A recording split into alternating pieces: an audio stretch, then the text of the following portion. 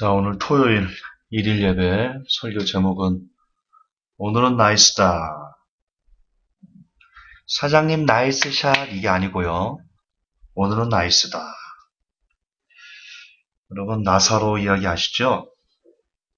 예수님께서 베다니에 사랑하는 사람이 있었습니다. 성경은 그 사람의 이름을 나사로다 이렇게 얘기하고 있습니다. 나사로가 죽었어요. 나사로가 아프다는 소리를 들었는데 예수님께서 고쳐주러 가지 않으셨어요. 그 소식을 듣고도. 그리고는 나사로가 죽었습니다. 그때 예수님께서 나사로가 죽었으니까 이제 나사로에게 가자 그렇게 얘기를 합니다. 제자들이 의아했습니다. 어쨌든 그래도 예수님과 함께 갔습니다. 마르다가 와서 따져 묻고 그리고 조금 있다가 마리아가 또 울면서 와서 왜 오라베를 고쳐주지 않았냐고 엉엉 울었습니다.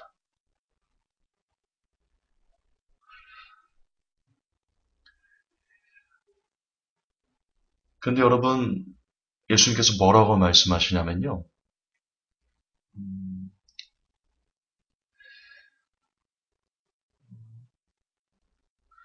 나사로가 죽은 것이 잘된 것이다. 그렇게 얘기를 하십니다.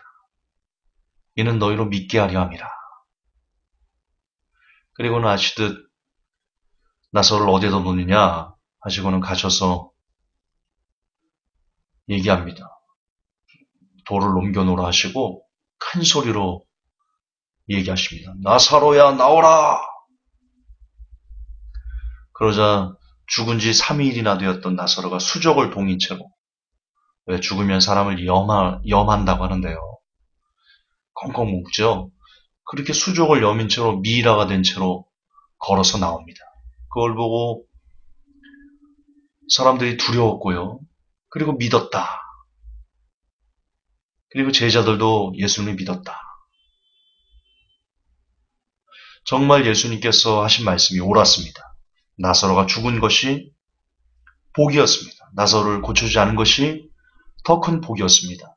왜냐하면 그로 인해서 많은 사람들이 진짜 예수님께서 하나님이시다. 그분이 보내신 그리스도 메시아시다. 하나님부터 오신 메시아 그리스도다라는 것을 사람들이 비로소 피부에 와닿도록 깨달을 수 있었기 때문입니다. 또한 나사로 까닭에 많은 유대인들이 예수님을 메시아로 믿는 그런 역사가 일어났습니다.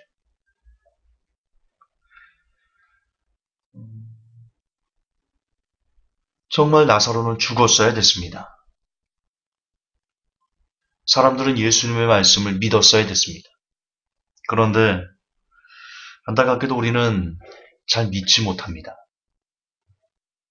우리는 마리아처럼 왜 내 오라비가 병들었을 때 와서 고쳐주지 않았습니까? 라고 따져 물으면서 우는 우리의 수준이나 마리아의 수준이나 그다지 다르지 않습니다. 마리아가 더 낫습니다. 오히려. 그래도 마리아는 원망은 안 했으니까요. 큰 원망은 표면적으로. 우리는 예수님 멱살 잡을걸요?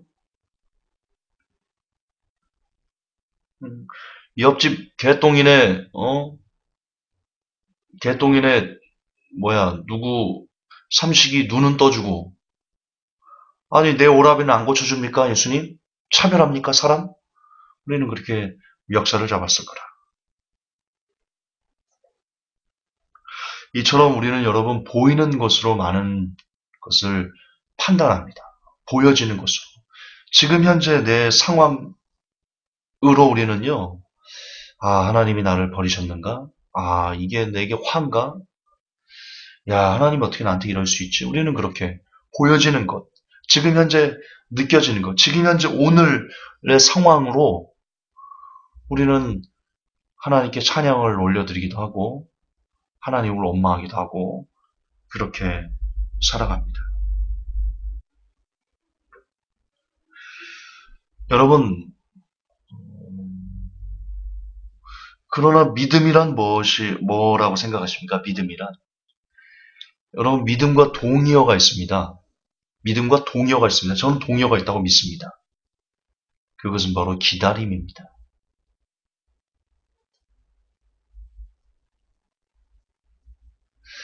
정말 하나님을 믿는다면 기다릴 줄 아는 사람이 되어야 된다. 지금 당장 내 눈앞에 보여지는 여러 가지 일 때문에 일희일비할 것이 아니라 지금 현재 내 앞에 벌어진 상황에 내가 함몰되어서 야, 하나님이 나한테 어떻게 이러시지? 이런 게 아니라 정말 믿는다면 하나님께서 다윗의 고백처럼요. 원수의 목전에서 내게 상을 베푸시고 여호와는 나의 목자신 내게 부족이 없으리로다. 내가 사망의 음침한 골짜기를 다닐지라도 해를 두려워하지 않을 것은 주께서 나와 함께 하십니다. 다윗이 어떻게 그렇게 고백할 수 있었습니까? 다윗은 믿은 건데요. 다윗은 믿었기 때문에 기다린 겁니다. 기다린 겁니다. 어떤 기다림이요? 하나님께서 이대로 나를 절망 가운데 버려두지 않으실 거야. 하나님은 그분의 자녀를 반드시 이렇게 망하도록 내버려두지 않으실 거야. 내가 하나님 앞에 다시 거꾸러진다면, 내가 하나님 앞에 다시 회개한다면, 내가 하나님 앞에 다시 돌아간다면, 원수의 목전에서 내게 근사한 상을 베풀어서 내가 먹고 마실 수 있도록 하나님께서 지금의 내 곤경을 돌아봐 주실 거야. 라는 믿음에 따른 기다림. 그게 믿음입니다. 그렇습니다. 믿음이란 반드시 기다림이라는 것을 동반한다. 저는 우리가 잊지 않았으면 좋겠습니다. 많은 사람들이 그럽니다. 내가 믿으니까, 내가 지금 하나님 앞에 기도했으니까, 지금 당장 하나님께서 내 아픔과 내 삶의 곤경들을 돌아봐 주시겠지, 회복시켜 주시겠지. 그러나 아닐 수 있습니다. 아닐 수 있어요. 하나님께서는 내가 이 아픔이나 이 고난 가운데 조금 더 연단받기를, 예수님은 분명히 나사로가 죽은 지 하루 만에 나사로를 살려낼 수 있었습니다. 그런데 나사로가 죽고 3일이 지나도록 그 때를 기다렸습니다. 성경은 늘 때가 있다 이렇게 얘기합니다. 예언하셨습니다. 예수님께서. 근데 예수님께서 그 예언을 성취하는 그 때가 있다라고 말씀하십니다. 인자의 때가 아직 오지 않았다. 많은 부분이 그렇습니다. 그리고 우리는 그 때가 언제인지 모릅니다. 아버지만 아십니다. 그러나 우리가 믿는다면, 그러나 우리에게 진짜 믿음이 있다면 아버지의 때, 아버지의 시간, in his time. 하나님께서 지금 하나님을 섬기고 하나님을 바라고 하나님에게 도움을 구하는 그 사람들, 그리고 그들의 억울함들, 원통함들, 계시록에도 보면 억울하게 죽임을 당한 사람들이 하나님에게 묻습니다. 하나님, 우리의 피를 보복하여 주옵소서. 우리의 억울함을 풀어 주옵소서. 그때 하나님께서 또 그렇게 얘기하십니다. 때가 있다. 계시록은 그렇게 얘기합니다. 순교자들의 피인가요? 다 찰 때까지 기다려라. 아직 때가 있다. 그리고 진짜 믿음이란 우리가 그 때를 기다려야 된다.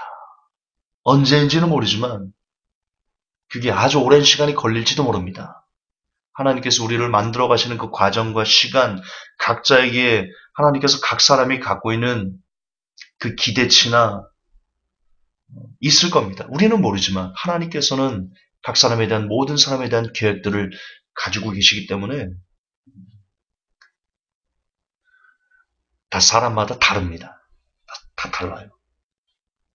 거듭반복하지만 우리가 지금 당장 기도했다고, 지금 당장 11조를 했다고, 지금 당장 기도원 가서 소나무 뿌리를 뽑았다고, 그 다음날, 눈 뜨고 그 다음날 일어났더니 삶이 바뀌어 있다거나, 억울함이 풀려 있다거나, 그런 일은 그다지 많이 일어나지 않습니다. 하나님의 역사를 보면요, 참 자연스럽게 순리대로 일을 해나가시는 것을 볼 수 있습니다. 아주 순리대로 그렇습니다. 그리고 순리란 반드시 시간이라는 필요 여건이 있어야 된다.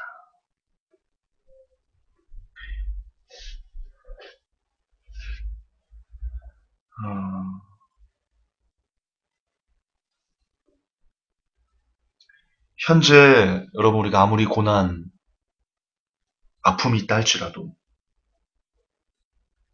진정 우리에게 예수님을 믿는, 하나님을 믿는 믿음이 있다면 우리는 하나님의 말씀을 믿는 거거든요. 그것도 제가 많이 강조하는 거지만 하나님은 인생이 아니시니 시건치 않으신다. 그렇게 이야기하셨습니다. 하나님은 거짓말할 수 없다. 그렇게 이야기하셨습니다. 그런데 성경은 분명히 뭐라고 말씀하시냐? 하나님께 나아가는 자는 반드시 그가 계신 곳과 그가 자기를 찾는 자들에게 상 주시는 이심을 믿어야 할지니라. 성경은 그렇게 이야기하고 있습니다. 상을 주십니다. 상을 주세요. 그분이 계신 것을 믿고 그분께 나아가는 자에게 하나님은 반드시 상을 주십니다. 믿으셔야 됩니다. 이것은 한 점의 의심도 하셔서는 안 됩니다. 왜냐? 하나님께서는 거짓말을 못하시는 분이고 그러면 사람과 다르게 본인께서 하신 말은 반드시 지키시는 그런 분이시기 때문입니다.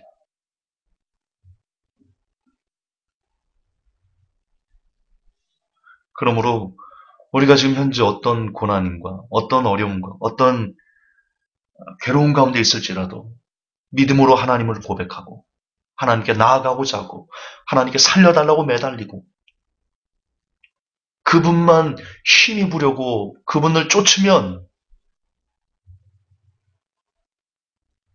여러분 반드시 지금 여러분의 상황이 바뀔 것이다. 저는 그렇게 믿습니다. 하나님께서 원수의 목전에서 근사한 상을 베풀어 주실 것이다. 저는 확신합니다. 그리고 또한 그 믿음으로 기다림을 성취해내면 마침내 복이 될 것이다. 아울러 제 설교 때도 많이 나왔던 거지만 그리고 늘 저는 제 설교를 제 귀에 들리도록 하려고 애를 쓰지만 여러분 고난이 반드시 나쁜 것은 아니다. 고난에는 하나님의 뜻이 있다. 뜻이 있다. 회복교회가 아픔이 있지요. 아픔이 있어요. 개인적으로 저한테 억울함도 있습니다. 함께했던 사람들, 오프라인 성도들이 중에 일부는 여전히 뒤에서 제 등에 칼을 꽂고 있는 분들도 있습니다.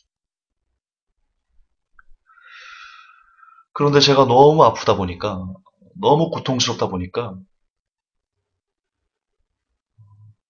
제가 더욱더 하나님을 찾게 되는 그런 일이 제가 고등학교 때부터 새벽 기도를 했습니다. 그리고 여러분 군대에서는요. 제가 비오교에 있었는데 저 혼자 새벽 기도를 했습니다. 군대에 있을 때. 군목도 안 나왔습니다. 멀리 있는지 모르겠지만 그럴 리가 없을 텐데 저 근처 아파트 얻을 수 있을 때 어쨌든 군목도 안 나왔어요. 그래서 겨울에는요 불도 안 들어와가지고 겨울에 강원도에는 눈이 많이 오거든요. 무릎까지 눈이 쌓였어요. 무릎까지.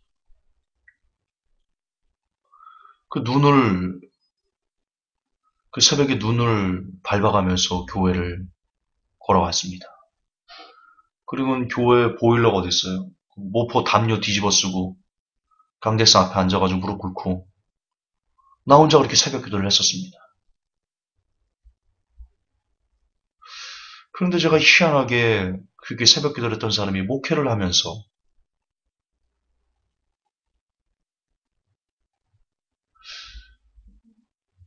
제가 예전 전도사 사역할 때도 새벽 기도를 했었거든요.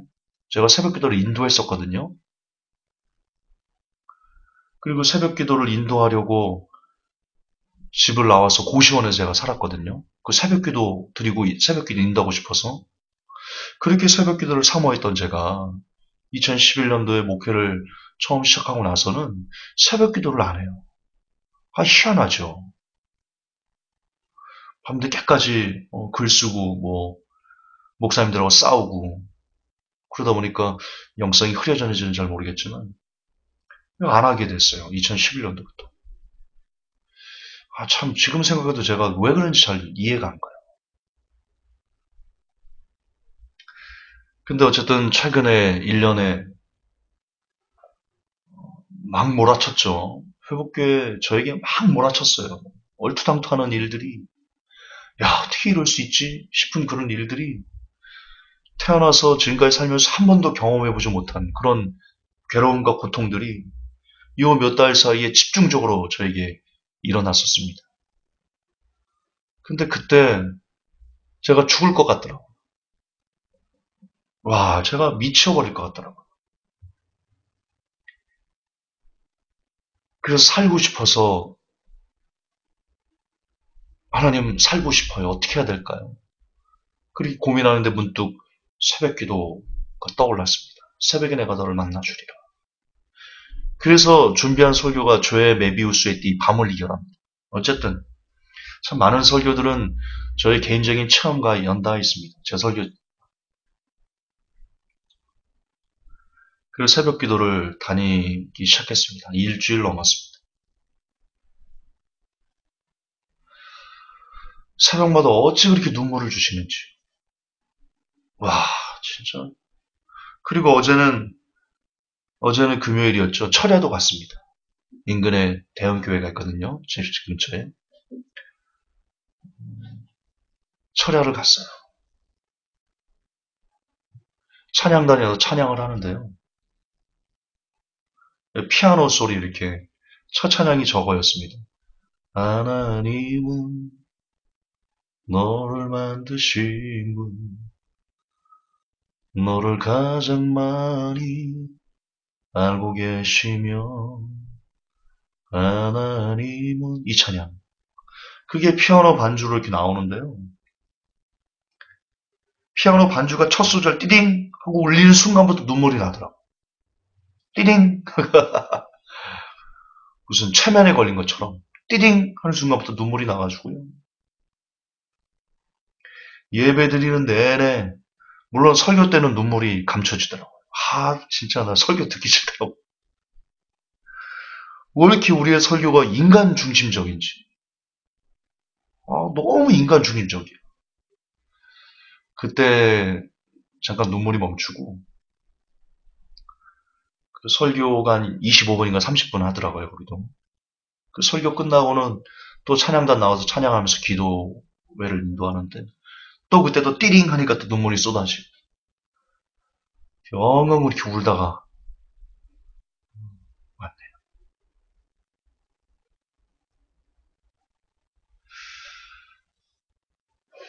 철야 기도 옛날에 정말 많이 했었습니다. 철야. 중고등학교 때요.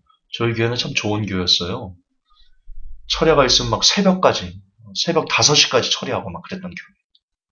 그걸 했었습니다. 했었어요. 은혜도 참 많이 받았었어요. 그때의 은혜를 회복하는 그런 느낌이 들어요. 새벽 예배 때 그렇게 눈물을 주시고 철야 기도 가서 그 뜨거운 찬양이 열기 그 부르짖는 기도 소리들 어찌나 그런 모습들이 제가 그리웠었나 봐요. 그리웠었나 봐요. 회복교에서는 하지 못했던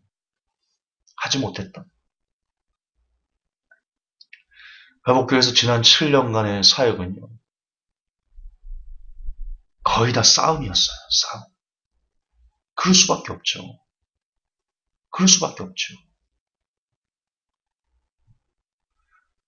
남들이 하지 못했던 일들을 우리가 했잖아요. 구원론 하나만 갖고도 평생을 싸워야 되는데 우리는 한국교회에서 그동안 비진리로 잘못 가르쳤던 너무나 수많은 내용들을 하나씩 조목조목 밝혀내고 끌어내서 빛으로 갖고 와서 성경으로 그것을 아니다라고 규명해내고 이런 일들을 하다 보니까 어떻게 회복교회가 싸움이 끊이지 않을 날이 있었겠습니까?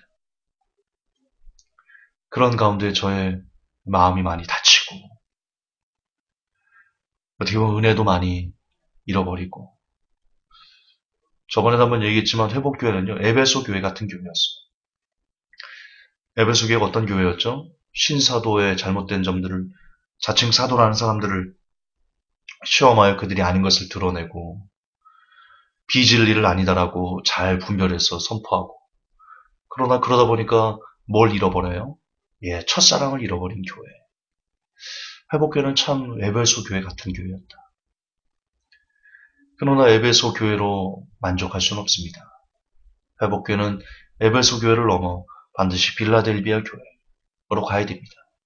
그러려면 마지막 때 무엇이 필요하냐? 바로 그 첫사랑을 회복해야 됩니다. 첫사랑, 첫 은혜를 이야기하는 겁니다. 첫 은혜. 내가 언제 어떻게 주님을 만났고 어떻게 은혜를 받았고 어떻게 주님과 사랑을 나눴고 그분이 주신 은혜에 감격해 눈물을 쏟아내는지, 그 내가 처음에 어디서 떨어졌고 어떻게 주님을 만났고 어떻게 주님을 섬겨왔는지 되는 그 첫사랑, 첫 은혜, 그것을 기억할 때 에베소 교회는 빌라델비아 교회가 될 수 있겠죠. 저는 지금 저게 휘몰아쳤던, 어떻게 할 줄 몰랐던 그 고난과 고통의 시간들, 저는 그것이 에베소 교회였던 회복교회를 빌라델비아 교회로 만들어가는 하나님의 사랑의 방법이었다. 그렇게 인정하고 싶습니다.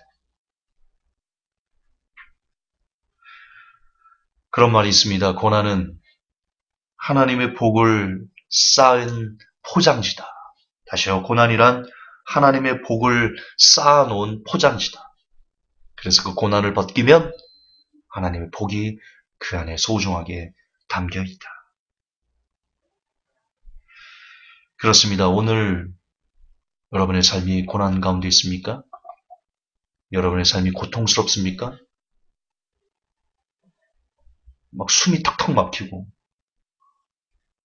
뭘 어떻게 해야 될지를 모르는 가운데 있습니까? 그때 기억하십시오. 믿음은 기다림을 반드시 동반해야 된다는 것. 그리고 믿음으로 하나님께 나아가는 자는 반드시 버퍼링 아니죠. 지금 여러분이 당하는 그 삶의 어려움과 고난과 아픔과 슬픔과 절망과 억울함들에 대한 안타까움들을 하나님의 때, in His time, 그분의 시간에 회복시켜 주실 것이라는 것. 그리고 그때가 되면 왜 하나님께서 지금 내게 이런 아픔을 주셨는지 알게 될 것이라는 것. 그러므로 오늘 하루 우리의 삶이 아무리 고통스럽고 절망 가운데 있다 할지라도 우리는 외쳐야 될 것입니다. 오늘이 나이스라고. 언제나 오늘은 나이스라고. 지금 오늘 나의 삶이 나는 모르지만 내 삶의 가장 중요한 순간, 내 삶의 가장 빛나는 보석 같은 시간들일 것이라고. 그렇게 믿음으로 고백할 때, 그리고 그것을 믿을 때, 하나님의 선하심을 믿을 때, 우리가 고백했던 오늘은 나이스, 사장님 나이스샷 이거 말고요. 그거 안 돼, 여러분. 그런 거 기억하면 안 돼. 오늘이 나이스라고. 우리가 고백했던 그 고백이 진짜 되돌아보면, 아, 그때 나의 삶이 나이스였어. 그렇게 깨달을 날이 올 것이라는 것. 믿음으로 고백하여 끝까지 기다려서 이 내 열매를 맺으시는 제가, 그리고 모든 회복교회 성도들이 되시기를 우리 구주 예수님의 이름으로 축복합니다. 하나님, 오늘이 나이스입니다. 오늘이 내게 가장 아름다운 날입니다. 가장 보석 같은 날입니다. 비록 그날이 지금 현재 순간적인 상황만 놓고 보면 어떻게 내게 하나님 이럴 수 있어요? 라고 말하는 그런 절망적인 환경 가운데 있을지라도, 그럼에도 불구하고 하나님은 선하시고 하나님은 원수의 목전에서 내게 큰 상을 베풀어 주시는 분이심이, 그러신 분이시기에, 가장 자비로우신 분이시기에 나는 하나님 오늘을 나이스라고 외치고 싶습니다. 모든 회복교회 성도들, 이 메시지를 듣는 모든 사람들이 그 믿음, 그리고 그 기다림으로 진짜 오늘의 삶을 나이스로 바꿀 수 있는 보석 같은 성도들이 다들 될 수 있도록 도와 주시옵소서. 우리 구주 예수님 이름 받들어 감사하며 축복하며 기도하옵나이다. 아멘. 주님 감사합니다.